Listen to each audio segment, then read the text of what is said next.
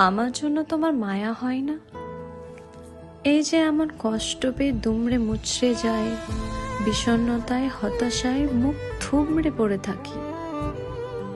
এই যে এমন নিঃসঙ্গতা সাথে নিয়ে কি নিদারুণ যন্ত্রণায় বেঁচে আছি, তোমার মায়া হয় না আমার জন্য? মানছি ভালোবাসা সবার প্রতি আসে না, কিন্তু মায়া সেটাও হয় না আমার জন্য। এভাবে দিনের পর দিন কথা না বলে তোমার দম বন্ধ হয়ে আসে না?